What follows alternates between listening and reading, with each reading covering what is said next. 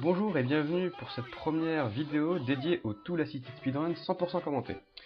Alors, je me présente, je m'appelle SPR, alias Sacha Pokémon Ranger, et je vais vous présenter une vidéo donc qu'on appelle un Tool Assisted Speedrun. Alors, pour faire simple, qu'est-ce qu'un Tool Assisted Speedrun? Alors, il y en a deux types, donc les speedruns dits classiques, qui sont en fait la forme la plus basique qu'on pourrait faire, que tout le monde pourrait faire, de finir le jeu le plus rapidement possible.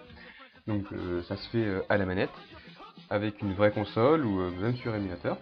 Mais ici, on n'utilise pas ce qu'on utiliserait dans un tool assisted speedrun, c'est-à-dire les outils qui sont, par exemple, de ralentir le jeu et d'appuyer, d'utiliser frame par frame, c'est-à-dire image par image, les touches que l'on voudrait. Donc ici, c'est un tool assisted speedrun, donc fait à l'émulateur évidemment, c'est obligatoire.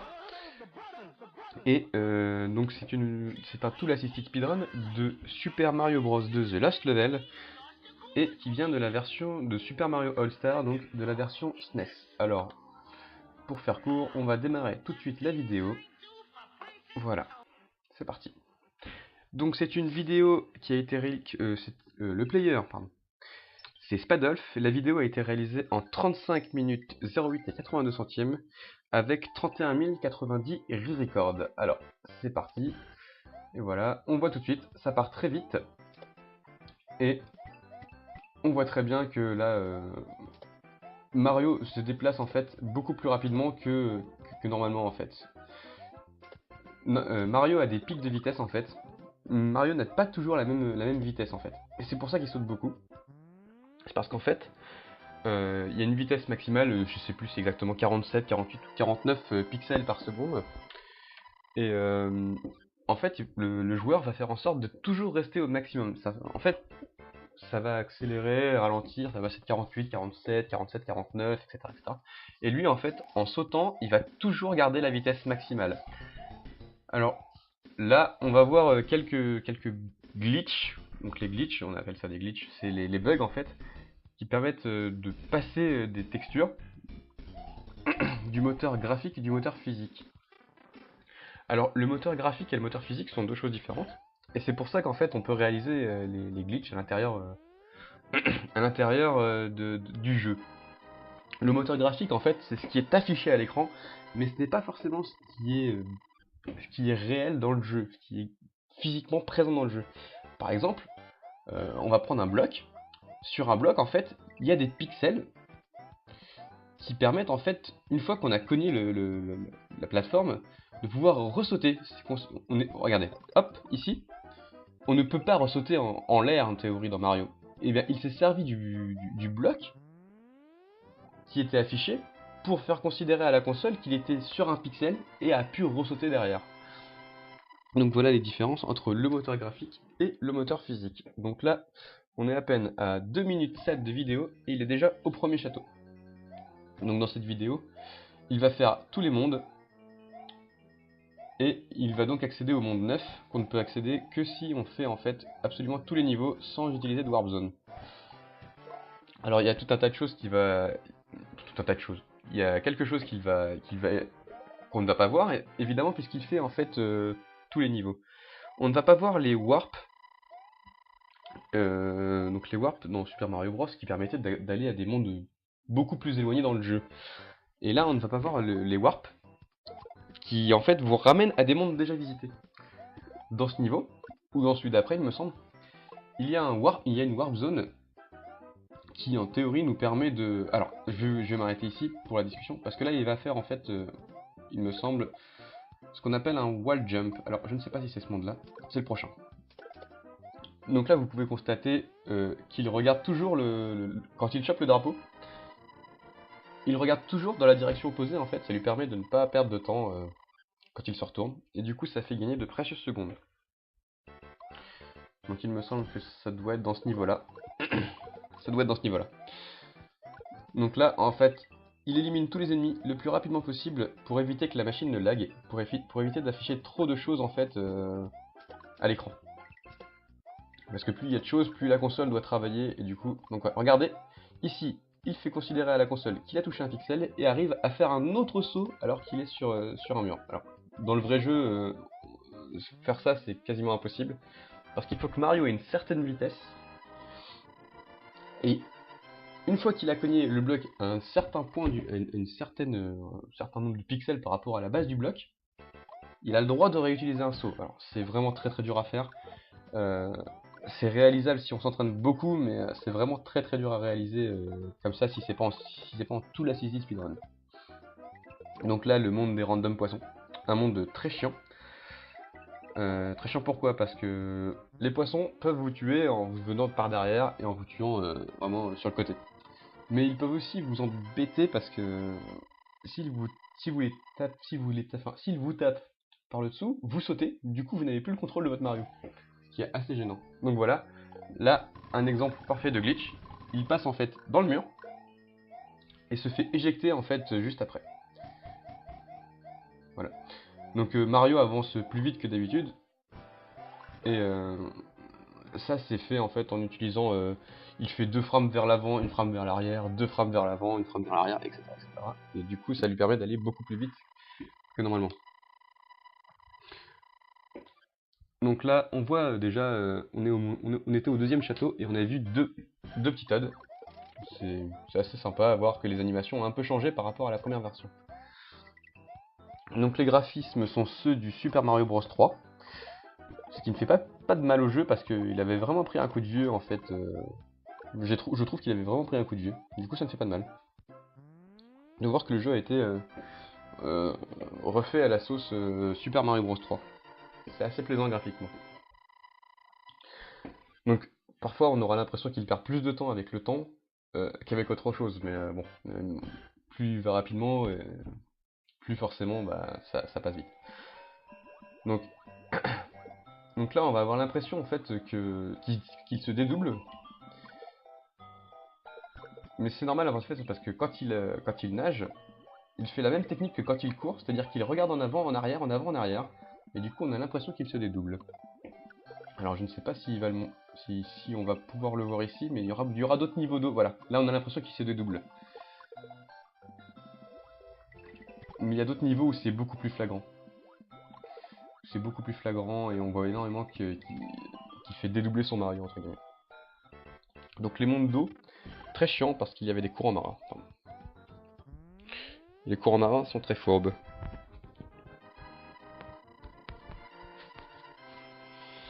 Donc il y a eu beaucoup de différences par rapport à la première version, enfin à la première version, à la première, au premier Super Mario Bros. Et il y avait ce qu'on appelle les bloopers volants. Alors c'est je sais pas si vous voyez, c'est les monstres qui vous balancent en fait des espèces de piquants, ce que j'appelle les piquants, les carapaces piquantes là. Donc c'est la première chose. Et là vous pouvez remarquer déjà que toutes les plateformes sont excessivement éloignées. Ce qui fait que il faut être extrêmement précis lors de ces sauts. C'est un défi quand même. Ce jeu n'est pas sorti en France, justement, enfin en Europe, justement à cause de sa difficulté extrême.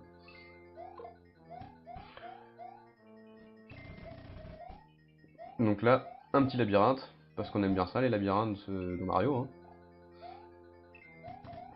Voilà. Lui, il connaît tout par cœur, donc il s'en fiche. Et il tue Bowser avec les boules de feu. Ça lui permet en fait d'éviter que le pont s'effondre quand il touche la clé, parce que normalement, en théorie, c'est comme ça qu'on tue le boss, parce que normalement, on garde pas ses bonus jusqu'à la fin. Là, troisième château, fini, et 3 Toads. Voilà, donc ça va être comme ça un peu ça va être comme ça tout le long, il me semble, de tous les 7 mondes. Donc voilà, je vous disais, les bloopers volants. Pour moi, c'est ça. Ouais, il me semble que c'est ça. Hein. J'ai pas rejoué au 1 récemment, et je ne sais pas s'ils sont déjà dans le 1. Alors si quelqu'un peut me le dire, ça serait sympa, parce que bon, évidemment, je vais peut-être parfois dire des bêtises. Mais c'est fort probable. Donc là, pareil, encore une fois, on prend le drapeau en arrière, et ça évite le temps que le Mario se retourne après avoir pris le drapeau. Donc je disais, il y a des nouvelles choses qui sont apparues. Et si on en voit un, je vous ferai signe, mais c'est l'apparition des champis poisons. Des champignons qui, quand vous les prenez, vous font perdre complètement vos bonus en fait. Voilà, là on a vu l'apparition du haut du chapeau du champi poison. Ça tombe parfaitement bien. Et voilà. Donc là, voilà. Donc les bonus, les bonus sont évidemment beaucoup moins fréquents que dans la première version, pardon, je vais avoir du mal avec ça, que dans le premier Super Mario Bros. Il y en a énormément moins. Alors, bon là évidemment il va pas ouvrir tous les blocs, hein, parce que son but c'est de le finir le plus rapidement possible. Donc là voilà, plateforme très éloignée, obligé de rebondir sur la carapace, sur le coupa rouge, pour pouvoir accéder à la suite de la plateforme. C'est quand même bien difficile à faire. Et pour l'avoir fait, il m'a fallu me reprendre au moins à 2 ou 3 fois pour pouvoir passer cette plateforme. Donc dès qu'il y aura, parce que là il reste encore quelques petites modifications par rapport à la version, à la première édition de Super Mario Bros. Donc là un wall jump. Ah donc voilà, ça c'était ma hantise, c'était les comment on appelle ça? Les frères marteau. C'était vraiment une hantise. Ces monstres peuvent vous tuer juste parce que vous hésitez à passer. C'est franchement horrible. Vous êtes là, vous dites, ah c'est bon, ça passe. Et là, vous voyez le truc qui se lance, vous dites, non, j'ai pas le temps en fait, et vous reculez, et du coup, bah, ça vous tombe pile sur la tête. C'est assez fourbe, j'ai horreur de ces monstres. Du coup, quand on a le bonus de la fleur, c'est vraiment un régal, on peut les tuer comme on veut. Donc, il y a l'apparition, je vais vous en parler avant qu'on les voit, ah voilà, il y a l'apparition des rafales de vent. Et bon, c'est assez spécial, hein, mais c'est assez fort quand vous êtes que sur un seul bloc, parce que vous savez pas que ça va se déclencher, et d'un coup ça se déclenche, vous pensez être tranquille et pensez préparer votre saut, et vous n'avez pas le temps en fait. Parce que la rafale de vent vous a poussé dans le vide. Donc là, magnifique wall jump, très très dur, il arrive pile poil au niveau de la plateforme supérieure, et du coup, ça lui permet d'accéder au drapeau. Parce qu'ici, normalement, si vous continuez, vous êtes bloqué en théorie. Et en fait, la façon la plus simple de terminer ce niveau, c'est de prendre, pardon, il y a un warp, c'est de prendre le warp, qui nous amène directement au niveau 8. Alors, ce monde-là, je ne les ai pas fait parce que bah, je ne savais pas que les sorties étaient comme ça en fait. Et comme j'y ai joué sur émulateur, mais je connaissais pas du tout le jeu à la base, bah j'ai pas refait les mondes. Donc je vais les refaire. Et je mettrai un petit commentaire pour dire si vraiment ils sont durs ou pas ces mondes, parce que c'est vrai que comme ça a l'air facile.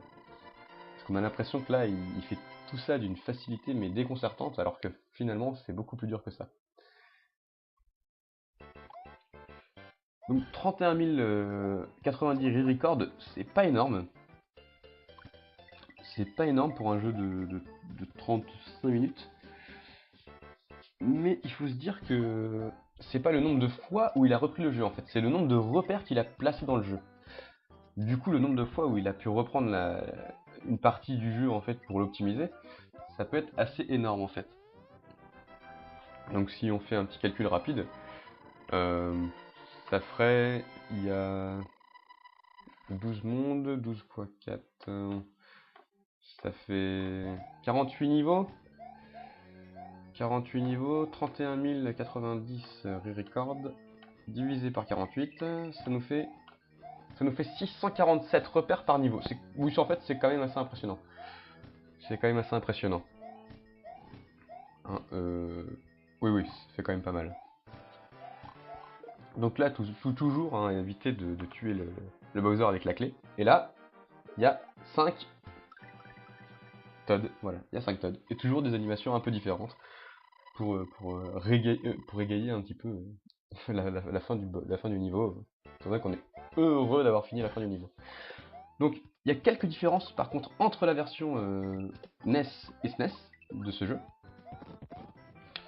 Notamment la sauvegarde en fait, le deuxième checkpoint, qui est très très pratique. En fait, dans la première version du jeu, donc Super Mario Bros. 2 The Lost Level, mais uniquement SNES, et uniquement NES, il y avait en fait, quand vous étiez au monde 2-4, au niveau 4 du monde 2, et que vous mouriez malheureusement contre Bowser parce que, bah, pas de bol, il ne vous restait plus qu'une vie, et que vous mourrez bêtement à cause de ces marteaux et que juste après vous le touchez. vous deviez recommencer au début du monde, c'est-à-dire au monde 2.1. Dans cette version, en fait, vous ne redescendez que au niveau du monde que vous avez perdu, au niveau du niveau que vous avez perdu. Si vous étiez au niveau 2.4, vous avez perdu à Bowser, vous reveniez, voilà. Là on voit bien qu'il est dédoublé, hein, parce qu'en fait il fait avant-arrière avec les... très rapidement en fait. Donc je disais...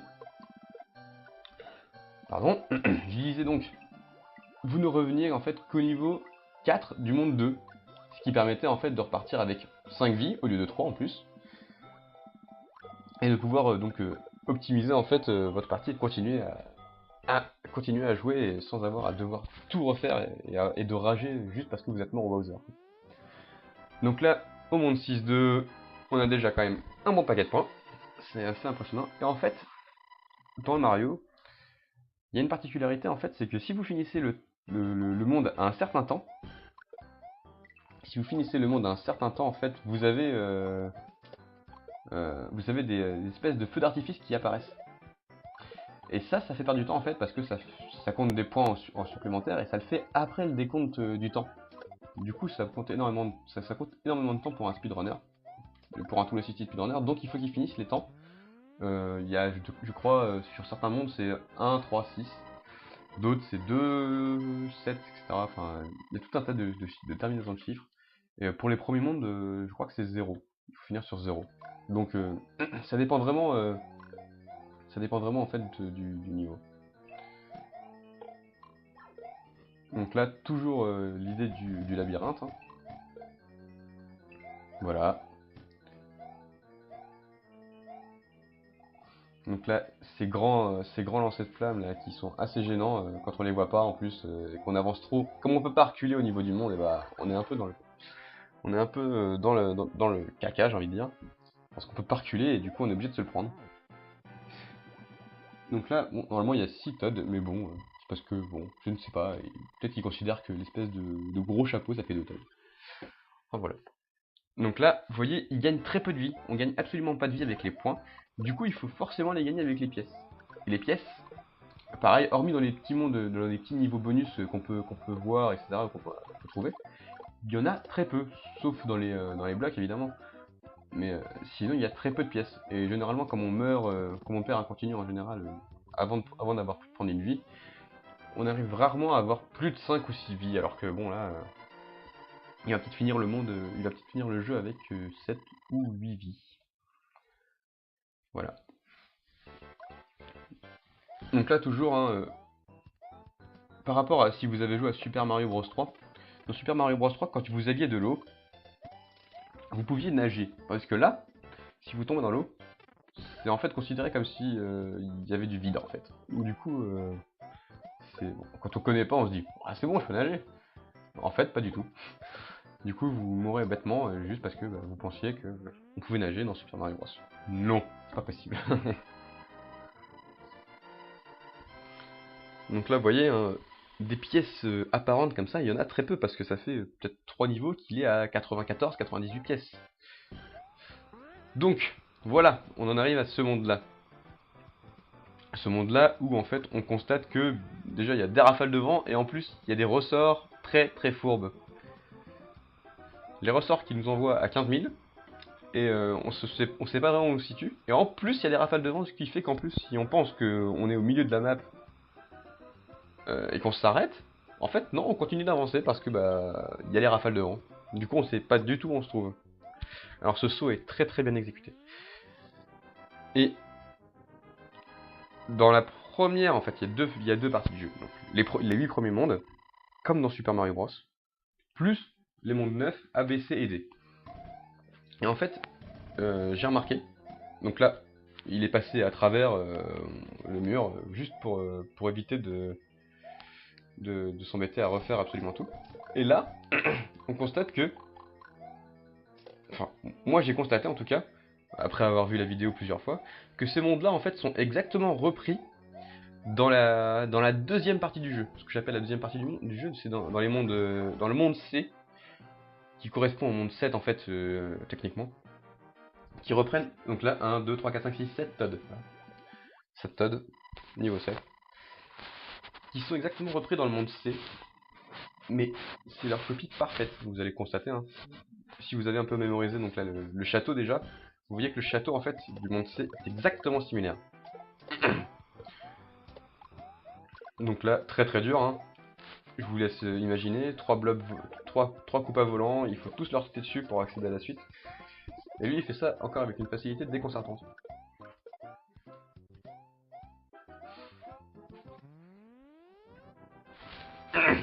Donc il y a une petite amélioration en fait pour le drapeau, enfin le drapeau, le poteau, vous l'appelez comme vous voulez.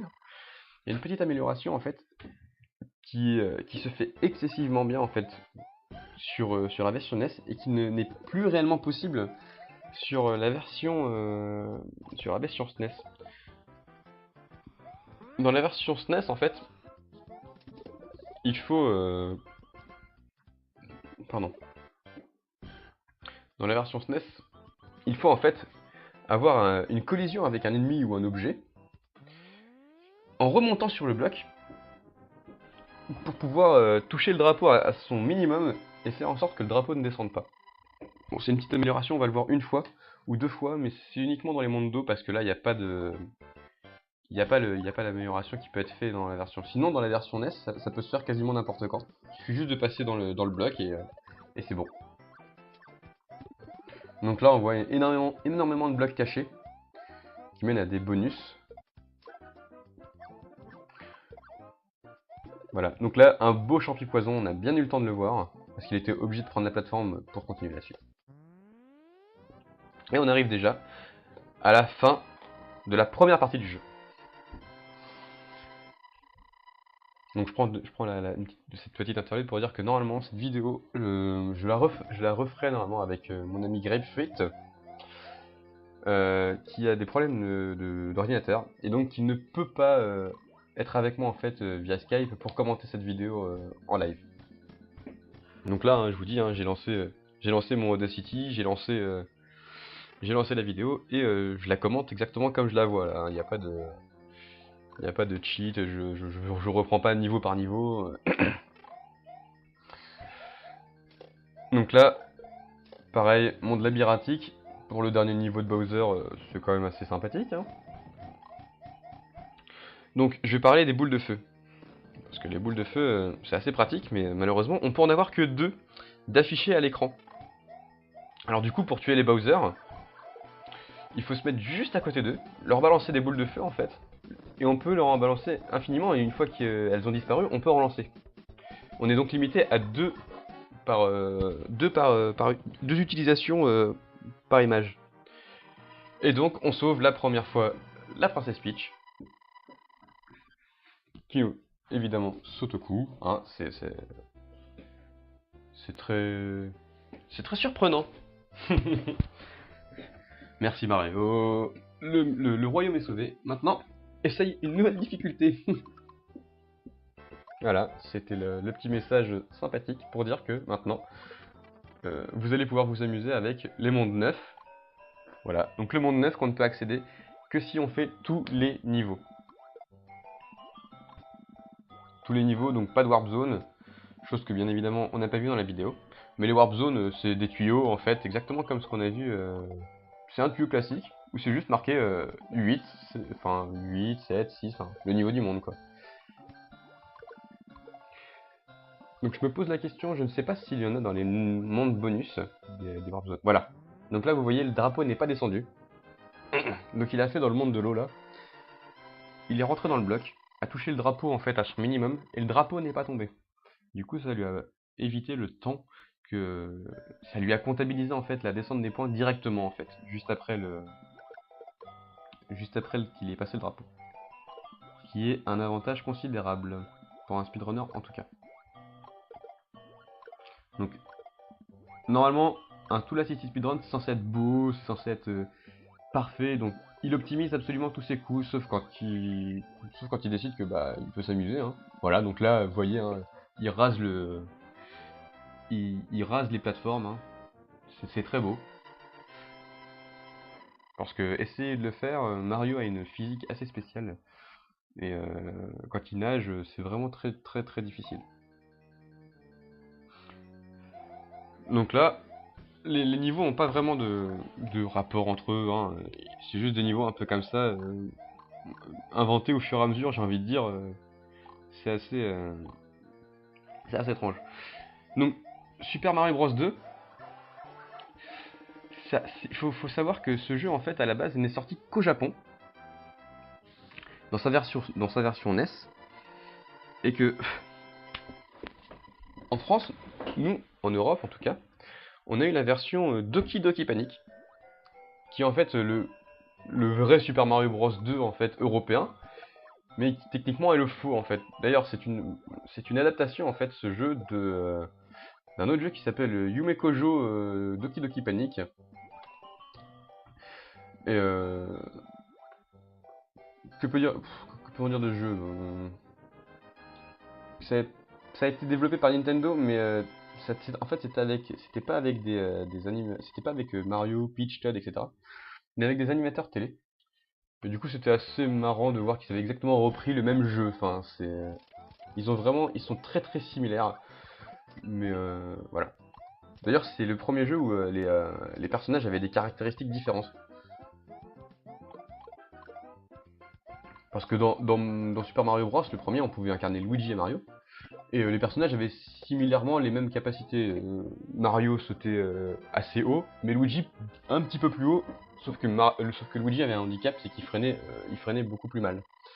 Mais bon, c'était rien de significatif. Bon, pour un Tool Assisted Speedrunner, ça peut être significatif, mais pour un joueur normal, c'était pas vraiment, il n'y avait pas d'énormes différences. Donc, voilà, on est arrivé dans le monde A.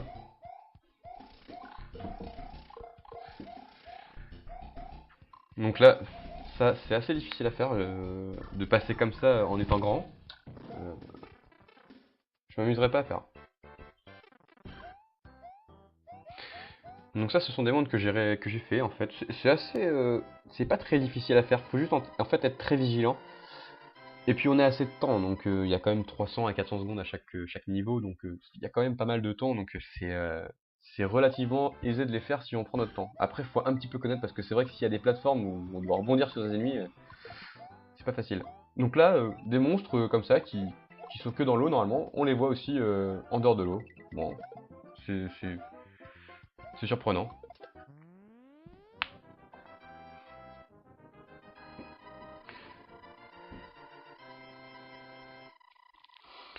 Donc qu'est-ce que j'ai pu oublier sur le jeu? Pas grand-chose en fait. Enfin, il utilise pas mal de glitch, genre pour passer au-dessus des plateformes, pour aller plus loin ou plus haut qu'il ne devrait. Mais hormis ça, c'est vraiment, c'est réalisable. C'est vraiment réalisable, c'est faisable quoi.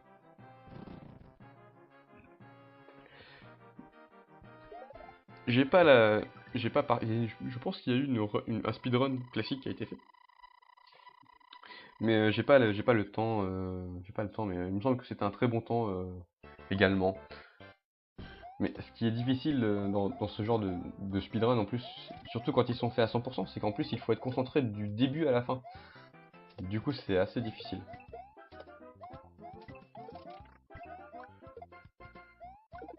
Donc là il est passé à travers les blocs sans les casser, bon. Je ne vois toujours pas comment c'est faisable. Enfin je pense qu'il passe entre les deux blocs. Je pense qu'il passe entre les deux blocs, que ça l'éjecte et en plus que ça le fait avancer plus vite. Du coup je pense que c'est un gain de temps pour lui, parce que sinon je vois pas l'intérêt de le faire, hormis de montrer les bugs, je vous disais, du système, du moteur graphique et moteur physique.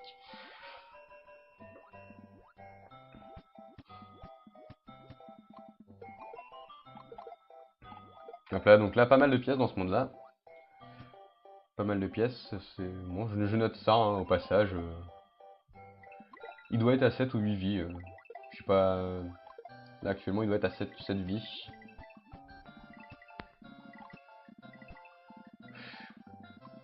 Voilà. Hop, et donc les courants marins, hein, très fourbes, hein, ils vous attirent vraiment très très vite vers le fond de la mer.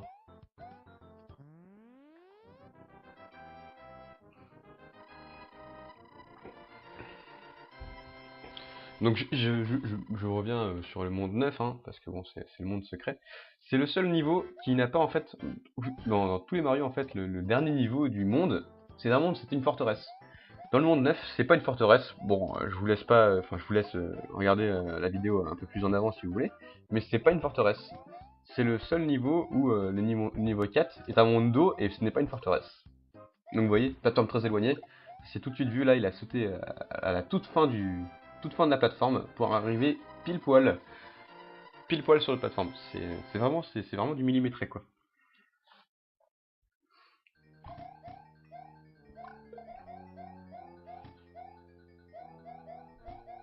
Donc là, hop, il s'embête pas. Plutôt que de passer avec l'espèce de plateforme qui est en dessous, il passe directement à travers les murs. Donc là, il envoie directement ses boules, hein, juste pour pouvoir réenchaîner et ne pas avoir à se stopper sa course pour relancer les boules de feu. Donc ça, je vous dis, c'est l'équivalent du monde 6. Hein. Dans le monde 6, on voit exactement la même animation. Et donc, je vous disais, le monde C, donc là, les niveaux sont exactement identiques à ceux visités dans le monde 7 de la première partie. En tout cas, surtout le monde 3, enfin le niveau 3 et le monde C4, qui sont exactement repris. Donc là, vous voyez, vous avez l'impression en fait qu'il touche l'ennemi, mais de côté en fait, mais la hitbox des ennemis en fait est un peu différente. Et donc on en revient à un système de moteur graphique et moteur physique. En fait, il touche en fait le coin supérieur gauche de l'ennemi, ce qui fait que comme il touche par le haut, il considère en fait que c'est lui qui a tué l'ennemi et qu'on ne s'est pas fait toucher en fait. C'est pour ça que qu'il fait tout le temps en fait. Ça lui permet de pouvoir sauter plus loin en fait, de toucher l'ennemi à ce niveau-là en fait.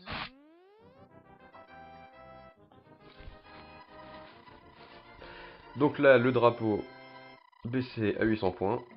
C'est faible, c'est faible. Et voilà, je vous disais le monde 3, vous voyez, hop, vous vous souvenez de ces grands tremplins, je vous en ai parlé. Et bah c'est exactement le même monde. Sauf qu'il y a 2-3 ennemis qui sont rajoutés là, genre le bloopers volant là, qui n'était pas là avant, il est là maintenant, et il est relà. Donc voilà la difficulté supplémentaire peut-être. Sinon c'est exactement le même niveau. Vous allez voir le saut où j'ai dit c'était un saut très difficile, qu'il avait très bien évité les boules de feu. On va le revoir. Juste là. Hop, il l'a encore évité parfaitement. C'est exactement la même chose. Et le niveau 4 est exactement pareil que le monde 7-4. Alors, je vous laisse regarder pareil un peu plus en avant de la vidéo. Mais vraiment, c'est exactement la même chose. Donc là, il va sauter, voilà, il va passer au-dessus. Donc là, les plateformes ont l'air d'être un peu plus petites. Voilà, exactement la même chose. Là, il va passer par-dessus parce que c'est trop long sinon. Et voilà, et il va tuer Bowser très très rapidement. Alors, dans les niveaux qui suivent, moi j'ai fait un peu de speedrun parce que bah, je trouvais que c'était assez réalisable sur ces deux niveaux.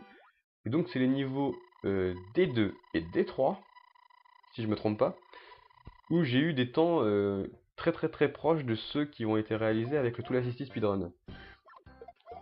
Alors, je les ai fait avec des save states, mais des save states qui étaient au début du niveau. Donc du coup c'était comme si à chaque fois je reprenais au début du niveau pour faire le speedrun.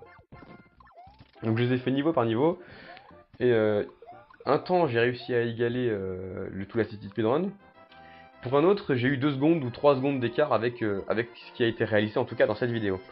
Et du coup en fait le speedrun est largement faisable en fait si on part du principe que voilà, c'est ce monde là donc que j'ai réalisé en speedrun. J'ai dû atteindre le même temps que lui, qui était 350 secondes. 353 secondes, il me semble. Voilà, 353 secondes. J'ai réalisé exactement le même temps. En tout cas sur cette partie. Sur le monde des deux. Et sur le monde des trois, c'est avec ce que j'appelle des canons. Voilà. Il y en a partout. Il y en a absolument partout. Et là on les voit pas, mais il y a des blocs cachés qui sont très fourbes. On leur saute dessus, il y a le canon qui est parti. Et en fait, on nous ramène sur le... il nous ramène en fait sur le boulet de canon et on meurt bêtement et idiotement. Voilà. Donc là, il y en a vraiment partout. C'est une horreur. 342 secondes, j'avais fait 340 secondes, donc c'est à peu près dans ces eaux-là. C'est réalisable en fait en speedrun. Il y a certains niveaux, bon, il faut réaliser le fameux wall jump, donc il faut s'y reprendre à plusieurs fois. Donc là, il se prend un dommage pour aller plus rapidement, parce qu'il sait que, au final, comme c'est le dernier monde, il va plus avoir besoin de se servir du bonus d'être grand, du bonus d'être en fleurs, parce que il faut tuer le dernier Bowser obligatoirement, d'une façon classique, c'est-à-dire en utilisant la clé, donc de le faire tomber dans la lave. Donc là, c'est peut-être le dernier monde avec le plus de pièces. Dernier monde, en plus niveau bonus qu'on est obligé de prendre.